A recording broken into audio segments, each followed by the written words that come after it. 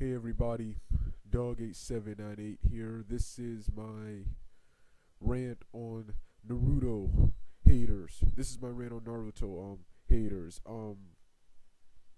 I've been meaning to get this video out for a long time, but I kept putting it off and on. I've had a problem with Naruto haters ever since 2007, which of course is when YouTube and Naruto were rising in popularity. 2007 was probably like the year of Naruto, and it started to go downhill a little bit in 2008 when it went to the fillers, went to the fillers, but it still remained popular. But 2007 was definitely their year, and you had these annoying Dragon Ball Z fans bashing Naruto fans, any Naruto fan who had the nerve to say they like Naruto more than DBZ and dubbing them Naruto tards, which I don't take that much offense to now, but the term Narutard at the time I did, but I don't take that much offense to it now. But they were bashing Naruto fans. They couldn't accept the fact that Dragon Ball Z, their show, wasn't it anymore. Their show was dated, campy, in the past. That's what Dragon Ball Z was, and Dragon Ball was never even good. That's not even a contest, and GT is just like Z, dated, campy, in the past. Both DBZ and GT had the potential to be good, great, but they were just wasted with incompetence and lazy writing. Um, and they couldn't accept new shows like Naruto, Bleach, and even the Cartoon Network show Ben 10 at the time. I think Ben 10 is stale now, but at the time it wasn't. They couldn't accept that there was a new show out there, so they make it their mission to hate Naruto.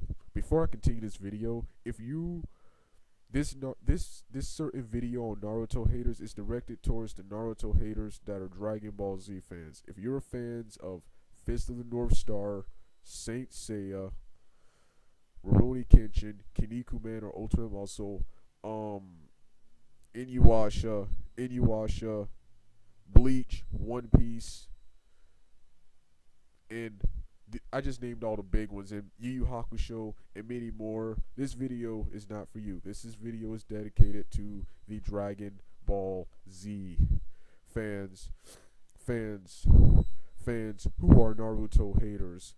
The first thing I can't stand about DBZ fans when it comes to hating on Naruto is the hypocrisy. They criticize Naruto for things that aren't even present there, but are present in Dragon Ball Z. Prime example, some of them criticize Naruto for focusing way too much on the Sasuke character. When number one, Sasuke, Masashi Kishimoto's editor said Naruto needed a rival, and Kishimoto used influences from other mangas and one of his own mangas, Karakuri, which features a Sasuke character as the main character of that manga, to create Sasuke Uchiha in Naruto. And then Kishimoto at first said he found it stressful drawing Sasuke, but due to the hard work it took to draw the character and due to how much fun he had with the character, he started liking the character, and so he increased his role in the series. After pretty much the first arc, they criticized Sasuke. Dragon Ball Z fans criticized Naruto for focusing way too much on Sasuke, when Sasuke, despite his status as a main character, despite his development being bigger than anyone in the shows, he barely even appears here. He barely even appears in the series. He shows up every once in a while for a fight, then leaves. The focus from the beginning had been on Naruto and Shikamaru, Choji, Sakura, and the various new characters like Sai and Killer Bee who have appeared. That's what gets on my nerves. However, one show that does focus way too much on the rival character was Vegeta. But the difference between Vegeta and Sasuke is that Vegeta was not meant to be a long-term character, and Toriyama said it himself, he doesn't even like Vegeta. So, if he doesn't even like Vegeta, why is he making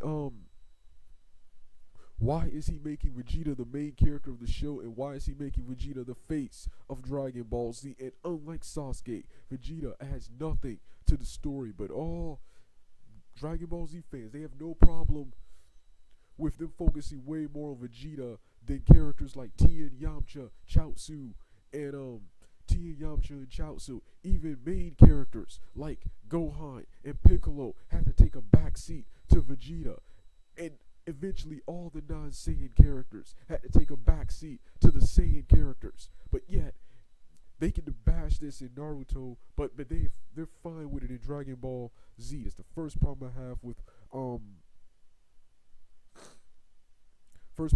with Naruto haters that are Dragon Ball Z fans. Number two, they criticize shows like Naruto for supposed plot holes when most of these really aren't plot holes. If I was to talk about all the plot holes in Naruto, there'd be only two, and they're very, very minor. Very, very, very minor, and they're probably based on the rules of the show itself. But I'll do that in another video. They talk about all these they talk about all these plot holes when they're not plot holes, when other Naruto fans present facts to them why they're not. Then of course they accept all the inconsistencies, all the plot holes in Dragon Ball Z, and even worse, Kai. You have Dragon Ball Z Kai, which was created to get rid of inconsistencies and plot holes, and creating 3 more and not fixing several more. Oh. Next. The third reason I can't stand Naruto haters is that despite not liking Naruto, they read more Naruto just to talk crap about it. Then